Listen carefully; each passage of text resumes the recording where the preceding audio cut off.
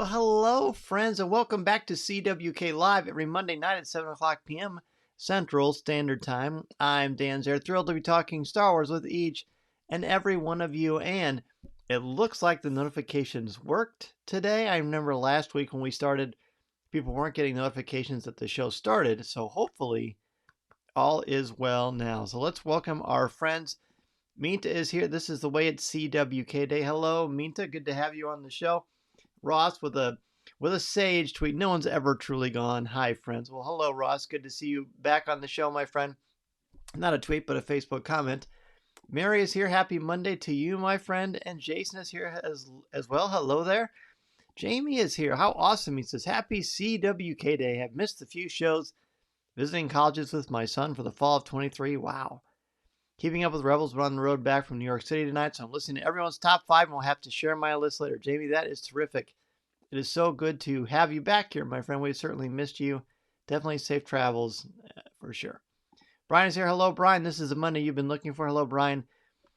And we've got Josh here, loud and clear for alerts. Let's give Josh a round of applause. Josh absolutely killed it at San Diego Comic-Con. He had several panels that he was a part of with the Legal Geeks, including a really popular one for Jaws that made a lot of headlines. Great one with Thor as well, and an awesome Star Wars one. Josh also did me a huge solid and picked me up some G.I. Joe stuff. So thank you, Josh. Maybe I should say you're enabling me, but you know what? It was worth it. So thank you, my friend. Really proud of you. Really impressed.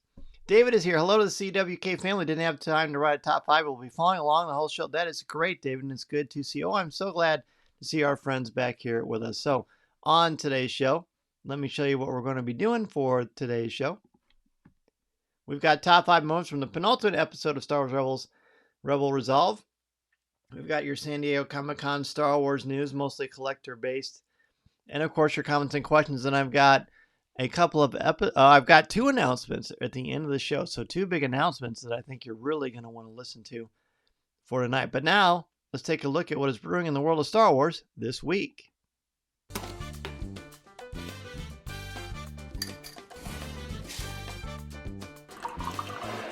And now, let's see what's brewing in the Star Wars universe this week. All right. So San Diego Comic-Con is come and gone. We just mentioned how well things went with Josh. There's a lot of cool stuff with a lot of collectibles. Of course, there was major movie news, but it was not Star Wars related, as you all know. I'm assuming you all know. A lot of Marvel stuff, some DC, some great stuff happening. But for Star Wars, it's pretty quiet. Now, let's not be discouraged by that. D23 is around the corner. We've got Celebration next year. We've got a lot of things to look forward to. We've got Andor. We've got Light and Magic. We got the Lego Star Wars Summer Vacation Special, which I have seen and loved. And I'll talk more about that in a little while. Probably save it for another show, to be honest. But let's look at the collectibles that were announced. You've got the Darth Vader Force FX lightsaber. Now, Hasbro makes these, of course, and then you can get them at Galaxy's Edge too. They're different kinds. Different materials. They work differently, but they're both whether you get these or the Galaxy's Edge ones, they're gorgeous. Let's focus on the Hasbro ones for right now. This one has a separate kyber crystal in a chamber. Now, to be clear, this kyber crystal does not fit in there just for the look, for the collectible aesthetic. It's really nice, but a great looking lightsaber. I think it's inspired by Obi-Wan Kenobi as well. All right, so now we've got the vintage collection. This is, of course, the 3 3/4 inch line. You know this guy, right? If you have ever played Star Wars Jedi Fallen Order, then you know who Cal Kestis is. But they're going to make a vintage collection figure of him, which is quite exciting. A really, really great one. Really nice to look at. Then we've got the KX security droid from Star Wars Jedi Survivor, who looks a lot like a familiar droid from Rogue One. Of course, these are the security droids, and K2SO is the most famous one, the most identified one. Josh says the Star Wars author and Hasbro panels were awesome. I'm planning to get some of the books. Yeah, they were great. There was a lot of great stuff there for the books. There was one announcement. Crispin Bavers got a book coming out with, I believe it's 100 different Star Wars items. I think that's right. So that's great. Looking forward to talking to Kristen about that. Adam Christopher was there. Kevin Scott. Author of the upcoming The Princess and the Scoundrels, Mike Siglain, who's in charge of Lucasfilm Publishing. was a part of that as well. Really cool stuff. We've got the B1 Battle Droid from Star Wars Jedi Survivor as well. I really like this because, and you notice, I shared this on Facebook a couple of days ago, but Hasbro has moved towards staying away from plastic bubbles. And now we're just getting cardboard, and this is what the boxes look like. So expect that when you see them in shelves, on shelves. But Jedi Survivor, this is a Battle Droid, a really nice looking paint job too. Amita says, my wallet says no, but nerdy me says do it. Exactly. I know. I understand, Mita, and feel your pain. Now, this one, Mita, is going to be really tempting. It's going to be tempting for a lot of you. That's Grogu, the Black Series Mandalorian. He comes with a number of accessories. And there's a number of pictures that Hasbro sent me, but I just picked a couple of them. This one comes with the prawn as well. Or Pram, I should say. Prawn is our friends. Mr. and Mrs. Daft Prawn. Then we got Miggs Mayfeld. A Black Series Miggs Mayfeld. A great looking figure. Really nice. Again, this photorealism. I'm going to go back to my screen for a real quick second. I'm sure you know, we talked about it last week, I believe, maybe 2 weeks ago, that Hasbro's going to have a new thing on their phones that's being released in the fall, where you can scan your face and order an action figure of yourself. Now, I watched a great video on Rebel Scum's YouTube channel today that I posted on my Twitter account, and it shows when you go through the process how you scan your face, you look straight, you look to the right, you look to the left, and then you pick, for Star Wars so far, what they have is a Stormtrooper body, the Mandalorian body without the armor, without the helmet, or you've got an X-Wing pilot, or I believe it's Hoth Leia. So those are the 4 so far, and they've said they're going to be a lot more. Plus you got Ghostbusters, you've got Power Rangers, and of course, G.I. Joe.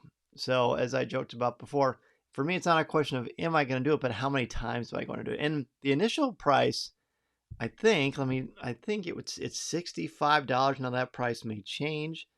Let me verify that really quickly, but I believe on the video that's what it said. Thinking here. Yeah, $65. Josh says that if you're on display, they look great. And then the Hasbro folks that work on the Star Wars line, they did one to sample on the panel that Josh saw what they're going to actually look like. So really exciting stuff. All right. So the reason I bring that up is because of the photorealism you see on people like this Miggs Mayfeld action figure. All right. HK87 is from The Mandalorian, a bounty hunter, I believe, in The Mandalorian, a Black Series figure of him. I don't have one picture of him without the package. Now look at this guy.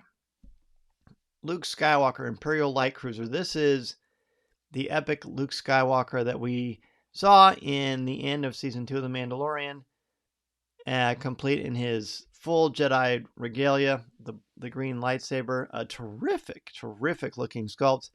I say this almost all the time, there's a cool one.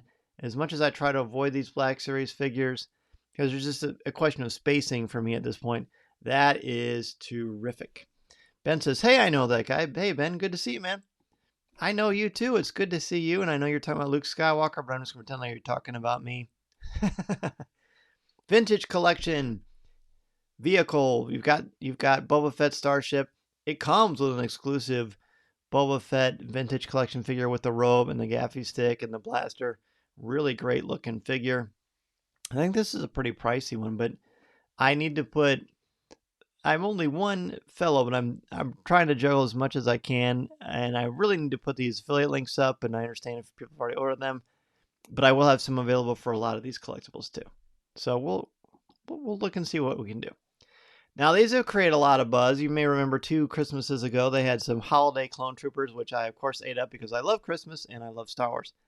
Now they are going to another holiday, Halloween. This is the clone trooper in a Halloween costume. You can see it's even got like a haunted porg on it, and it's got like a little chest where it looks like a porg ghost on there. And then you've got sort of that glow skeleton over the top, which is really fun.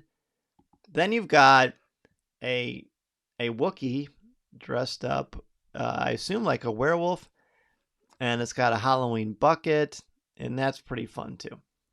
I haven't decided yet if I'm going to get those or not. If it was Christmas, it would be a no-brainer for me. But this is a no-brainer. Of course, I love the retro line. And I have all of the original 6 that they came out with. 1, 2, 3, 4, 5, 6. No, there were 7, including Boba Fett. No, there were 6. There were 6, sorry.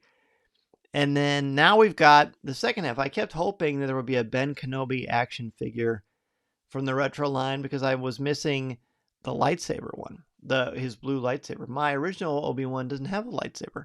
But now I see this coming out, and you've got C-3PO, R2-D2, Obi-Wan Kenobi, the Death Star Commander, which is what they were called, or Star Destroyer Commander, and then you've got the Jawa with the cloth cape, and then you've got the Tusken Raider. And that is going to be coming out. Oh, there's no pre-order up for it yet, but when there is, you can be sure I'm going to snag it. So that's what we have for you. That's the merchandise showcase. It's pretty ironic, too, because a couple of weeks ago, and I don't regret this, by the way, I have a local toy. If you watched my reel over the weekend, Mason and I went to the Peoria Civic Center Toy and Comic Book Show, and they had a lot of great old school toys and comics and stuff like that. But there is a guy that's local to our area.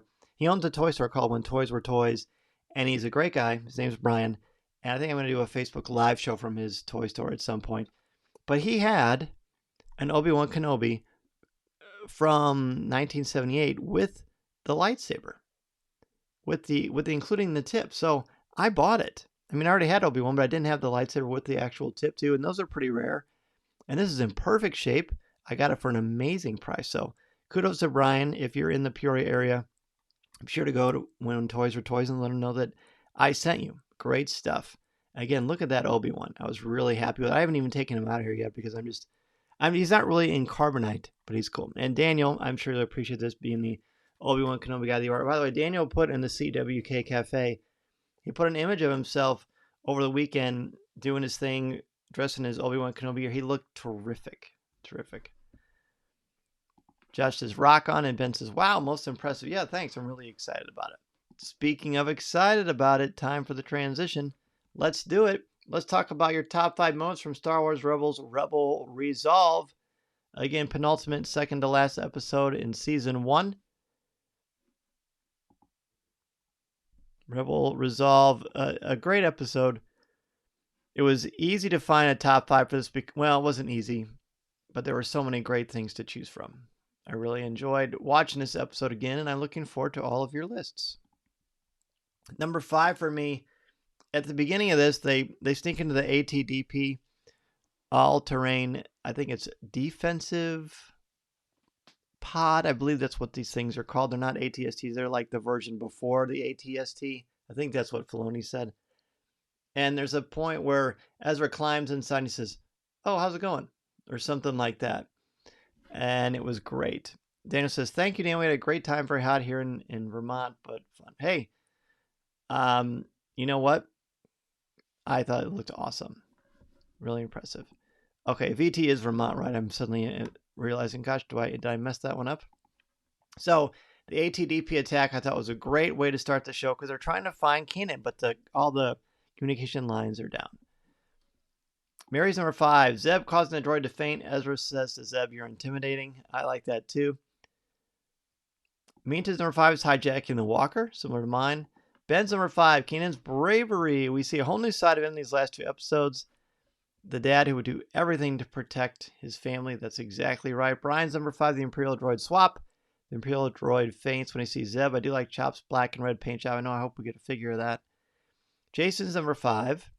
Steven Stanton's voice work for Admiral Tarkin. Such a great job of making him sound evil. Yes, that is for sure. And Henrik's number 5. The music throughout the episode, especially during the opening scene with the team sealing the ATDP walker. I agree, because it's the same music from The Empire Strikes Back and with the walker attack, which is terrific. Absolutely terrific. And we've got more people on the show tonight. If you're watching right now, please share that you're listening or tweet it out so other people can join us and share their top 5s or just enjoy the Star Wars conversation with this amazing Star Wars family that we have. Okay, I think I got everybody. No, there's still a few of you that haven't weighed in yet, which is fine. I'm going to move on to number 4. But if you have your 5 and you're typing it out now, I will gladly read it for you when it pops up on my feed. So let's go to number 4. Number 4 is, this is the first, and we've seen Fulcrum before. Well, we haven't seen, we've heard Fulcrum. We know Fulcrum exists. But this is the closest we ever got to starting to see who Fulcrum actually is. I remember the first time I watched this episode when it originally aired, being very excited and intrigued. Of course, the voice is muffled. There are all kinds of theories and questions that people had about who Fulcrum might actually be.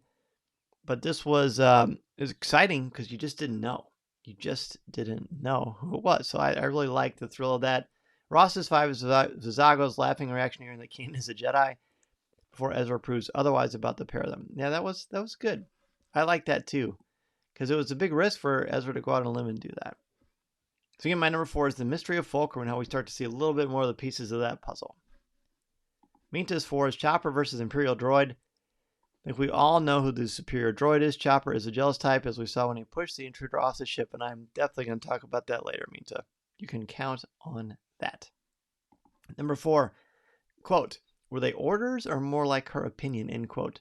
Sabine in response to Zeb claiming they are disobeying Hera's orders by searching for Kanan, which is a great line. A lot of great lines from Ezra in this one. Jason's number 4. The Ghost Crew's resolve to rescue Kanan, even defying Hera's orders not to do so, definitely shows the love they have for each other. Henrik's number 4 is Chopper's voices and sound effects. That's right. All thanks to Dave Filoni. Pardon me, Mary's number 4. Chopper going undercover and then pushing the other droid off the ship. The looks at Ezra and Zeb give one another, and Zeb's reaction that, of course, Chop pushed him out. Man, Chopper is just... I'm going to wait. I'll save my reaction, but Mary, I understand what you're saying. Ben's number 4, Chopper. This is his episode. He gets to take a mission behind enemy lines. He has an emotional reaction to Kanan missing. He allows Ezra to comfort him. Lots of good Chopper moments. And I like how you said that, Ben. This is very much his episode. He really is a showcase for this one. Brian's number 4, Chopper's escape from the Imperial ship. Jumping out an airlock was a genius plan. The first time we saw it, we were worried until we remembered that Chopper is a droid and doesn't need to breathe. Yep, I agree. And even now, I still like, ooh, because he's outside, and you're like, oh no, what if he just floats off or runs out of gas? Or you think these things, but you're right. Chopper knew what he was doing. He was very brave. Very, very brave. And again, I think it'll come up later. So number 3 for me is Ezra, is focused on Ezra. I think this, not only is this a Chopper episode, but certainly an Ezra one too. This was a big one because, as we see at the end of the first Harry Potter book / movie, it takes great bravery to stand up to an enemy, but it takes even more courage to stand up to your friends. And that's what Ezra does here. He stands up for Kanan. And Hera wants to, but she's got to think of the bigger picture. Ezra's not doing that. He only cares about focusing on Kanan. So that's why I put for number 3, Ezra's bravery. Very inspiring stuff. Very inspiring stuff. So let me know your number 3 right now while you were typing and adding your excellent, intelligent analysis of Star Wars Rebels. Again, that's why I love doing Facebook Live, because yes, I can read your emails on the show, and we certainly have plenty of times. But Facebook Live is where you can share your thoughts live with me, and I can give you instant feedback, and you can talk to each other. That, to me, makes this show so unique and so special, and it's because of all of you. Very, very grateful for that. COVID had a lot of challenges, but one of the things that I think that came out of COVID that's been such a blessing in my life is doing CWK Live and getting to know all of you, so I thank you for that. Looks like we got some number 3s here. Ross for number 3, Chopper's rocket boosting, providing his own soundtrack through space to escape and join back up with the ghosts. Excellent. I like the whole soundtrack thing. That's funny. Jason's number 3 is Undercover Chopper. Love it. And Henrik's number 3, Chopper pushing the Imperial Droid out of the ghost. Yeah, I had a feeling so far. I think that's come up more than anything else because it's quite memorable. Minta's number 3 is Fulcrum's debut, similar to my number 4. Seeing the mysterious figure gives us more of an idea of what Fulcrum looks like, but the voice is muffled, so we can't figure out who it is. I know. Gee, I wonder who it's going to be. I remember, again, fans were like recording that audio and trying to like slow it down or speed it up and trying to figure out if they could see who it was, and I don't think it worked.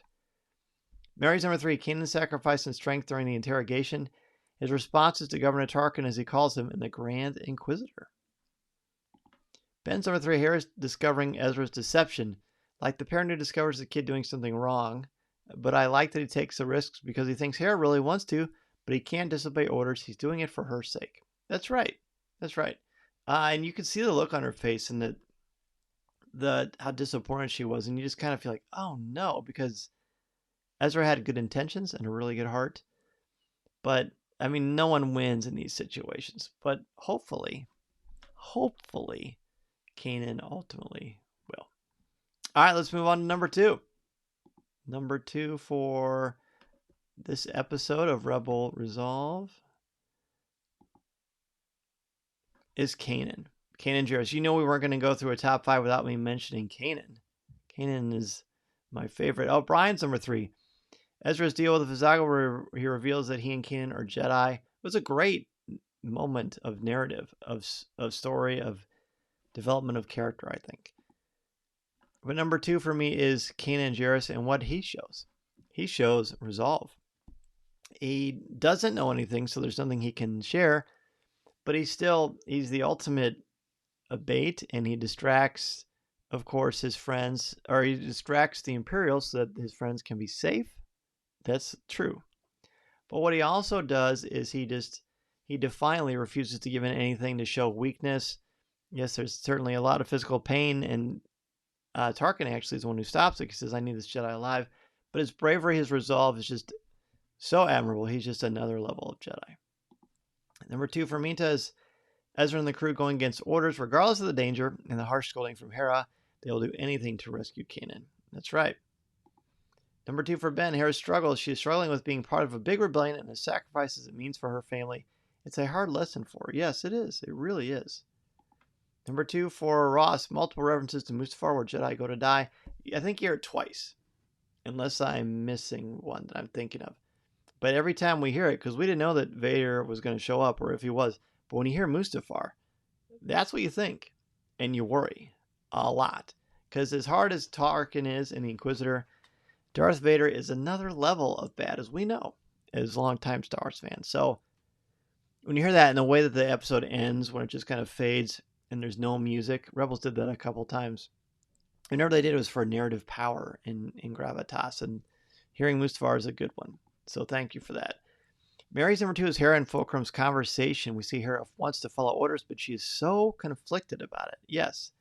And I think it's important, too, that she struggles with it. She does it, but she struggles with it. You know, you got sometimes the grown-up has to make the hard choices. And fortunately, she was able to change her mind and help her friend. But it's not easy. It's not easy. Nothing in this war is easy. Jason's number 2 is Chopper in space. That's right. Pretty cool. I watched that scene and I thought, I wonder if R2 could do that. Sure he could. And then Henrik's number 2 is a reference to Mustafar, Revenge of the Sith vibes. Absolutely. 100%. Brian's number 2 is Chopper is thrust into being the hero. He grumbles and groans with each action until Ezra asks him to step up for Kanan. Yes. And that's what does it. And I kind of like how there's that scene where Chopper seems frustrated and Ezra kind of comforts him like a little puppy or like a little child or something like that. There's a lot of heart there. And Chopper does his best to really go out of the way to not show that. I think this episode makes that quite clear. But there can only be one of our top choices. So number 1 for me from this episode is Chopper, of course. But I'm not going to talk about, I will talk about it, but for me, I'm focusing on the escape. And when you see him launch into the Ghost in that sequence where he has to jet up to the Ghost and he has to go inside their little hangar area, and then he uses his little arm as a hook to try to grab that ladder. Every time I watch it, even though I know what's going to happen, you can't help but grit your teeth and say, oh, come on, Chopper, you're so close, because you really want him to get inside. So Chopper's escape is number 1. An honorable mention is when he knocks that other droid out. In fact, this is the episode I famously said, well, I don't know if it's famous, but throughout season 1, whenever we did Rebels reactions and we looked at these episodes, I kept saying, Chopper's fine, but I'm not getting a Chopper tattoo. And I just kept saying, yeah. But this episode made me fall in love with Chopper, and it never went away. Never went away, not even close. Because of his bravery and because of this escape. And when he knocks the other droid out, who's so happy, by the way, that he's helping them out, I really think it would have been a fun little member of the team. Of course, Chopper wasn't having that. Talk about hashtag jealousy. Chopper knocks that other droid out of the Ghost, and I am grateful that they show that it lands and it wakes up and it kind of shakes its head and is surrounded by Loth cats, but it seems to be fine. I think we needed that. I think kids definitely needed that too. So it makes it a little bit better. But the fact that Chopper didn't know that was going to happen, he's like, no, I'm not sharing my family with you. Boom. That's definitely an honorable mention for me. Okay. Number 1 for Mita is Kanan's resolve. You can see he takes everything not to give into the pain and reveal Rebel secrets, but he stands his ground. Let's not forget, though, that Mustafar Easter egg, right? Ben's number 1, Chopper knows the courier droid, knocks the courier droid out of the ghost. I don't think I laughed harder this whole season, and such a heavy episode was the right levity at the right time. Exactly. Couldn't have said any better myself, Ben. 100%. Number 1 for Ross, Imperial disguising Chopper, Imperial disguise Chopper, pushing the real courier droid out of the ghost, perfectly cranky Chopper, not just not having it with another droid. Nope, not at all. So my honorable mention is your number 1. Very cool. Number 1 for Mary. The last scene where Hera explains that Kanan has referred to Mustafar as a place where Jedi go to die. That statement is much heavier after seeing the Kenobi series where Ben is down in the level where the Jedis are on display. Oh, I like that. Very insightful, Mary. Very cool. Jason's number 1, Chopper's refusal to give up looking for Kanan's whereabouts, even though it put him in danger to do so. Very cool. Yeah, he totally refuses. He's Chopper's like one of the most stubborn characters in all Star Wars, but it's for a good reason. Next number 1 is Ezra's lightsaber. Oh, cool. I love that as well. Josh says, hopefully the droid appears in a future series. Yeah, I wonder if we'll ever see that droid again. I don't even know that droid's call number, so I'm sure it's out there somewhere for sure. All right, very good. Well, the end of this week, Light and Magic is coming out, and I definitely want to talk about that. And we'll probably go through every individual episode of Light and Magic and do a top 5. So but let's get to next week first. Let me explain next week first. We're going to talk about the finale of Star Wars Rebels Season 1, Fire Across the Galaxy. So be sure to watch the season finale of Fire Across the Galaxy. There are plenty of choices for you to choose from next week's episode for sure. And then after we finish Star Wars Rebels Season 1, we're going to take a really deep dive over about 6 weeks of Light and Magic, which, again, I've seen the entire thing is tremendous. Brian's number 1, Ezra's all chips are in plan to save Kanan. He goes behind Hera's back to find information on where Kanan is being held. Ezra doesn't back down when Hera yells at him. He doubles down and says, we have to save our own family. That's right. That's right. So very good. All right. Well, that's going to do it for this week's Star Wars Rebels review. So now we're going to jump into Ask Dan Z and those 2 announcements I'm going to share with you.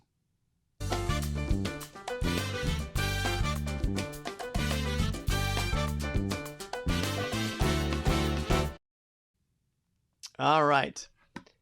Ask Dan Z. So this is where you can ask me anything about Star Wars, about Coffee with Kenobi, about what's going on in pop culture. I'll be happy to answer what I can. But I've got 2 announcements for you. 1, this week, I got to interview, what's the Galaxy's Edge shirt I have on, Brian? It is right there. It is when I went to the opening in Disneyland, and this was one of the first pieces of merchandise you could get. Jason says, Visako's diceps, the dude is ripped. Right? I know, I was noticing that too.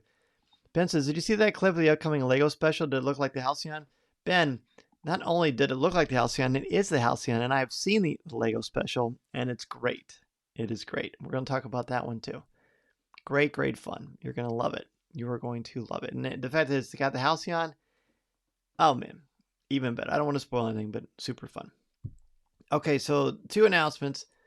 So Light and Magic comes out next week. When I first started the show, I had a list of people I want to interview, but some I didn't even put down because I just didn't think it was possible. Well, it is possible.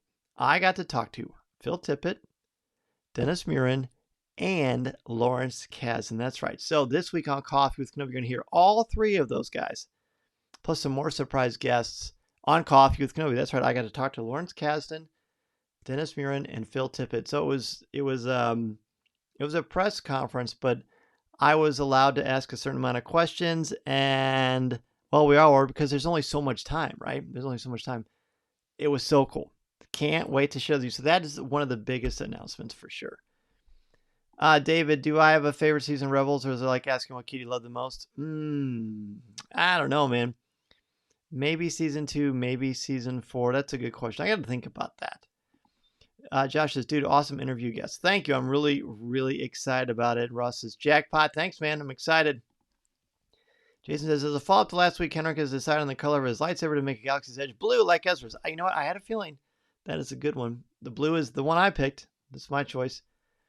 Mary and Minta both say most impressed. Well, thank you, friends. I'm looking forward to sharing that with you for sure. The other big piece of news is that, let's see, let me get my calendar here. Pretty sure I've got it correct. So next Monday is August 1st. We're going to do the Rebels finale. Then August 8th, I'm still doing a live show. I'm kind of thinking about the time, so the time on August 8th may vary a little bit. But I, alongside our good friend Ross Halliburton and LJ Souter, I believe, are going to be at Wrigley Field in Chicago, Illinois for Star Wars Day. So Star Wars Day Wrigley Field. So that's where we're going to do the live show. Mason's going to be with me. So I'm going to take you around Wrigley Field, show you the Star Wars things they've got, because Major League Baseball has a lot of the really cool things going on where they do Star Wars promotions. And of course, a lot of the parks or a lot of the clubs, baseball clubs, are doing Star Wars night. So I'm going to be with you live at Wrigley Field on Monday, August 8th. We're a couple of weeks away. So next week is going to be the normal time as usual. But then we're going to do the Facebook Live show from Wrigley Field for Star Wars Day. I'm really excited about it. Mason's excited about it. I haven't told Ross yet, although I'm sure Ross is probably thinking that too. So that is going to be great, great fun. I'm really looking forward to that. Also looking forward to chatting with you next Monday night at 7 o'clock p.m. Central Standard Time. It's going to be a blast to do so. Ben says, wow, I should have planned my Chicago trip for that game. Not in May. Oh man, that would have been awesome. Josh says those games are fun. Sounds awesome. I'm looking forward to it. I mean, I love baseball. And of course, I love Star Wars, and it'd be great to see Ross and LJ. Mary says, what a fun show. It'd be great to see LJ, Ross, and Mason in action. You too, Dan. Well, thank you, Mary. I'm excited for it. Meantime, may the force with you. Look, thanks for bringing everybody back. It was great to have all of you here. Next Monday, again, your homework. Bring a friend. Let them know about what's going on with Coffee with Kenobi and Facebook Live. If you get a chance, check out Coffee with Kenobi's Instagram page. And check out The Reel, where Mason and I went to see that toy show. It was a lot of fun. Brian says, great show as always. Great way to start the week. Thanks, Brian. Really appreciate the support. I hope you have a great week as well. And Jamie, we didn't forget about you. We will put in the CWK Cafe.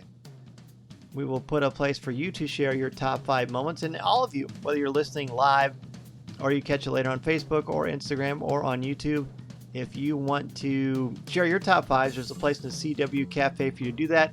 Go to coffeewithkenobi.com/community. That is our Facebook group where we talk Star Wars, family-friendly, spoiler-free, and have lots of fun.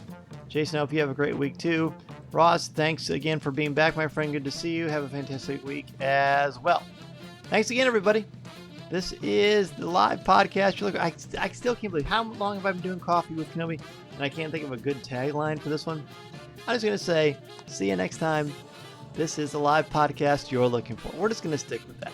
Have a great week, everybody. You too, Ben. Take care, everybody.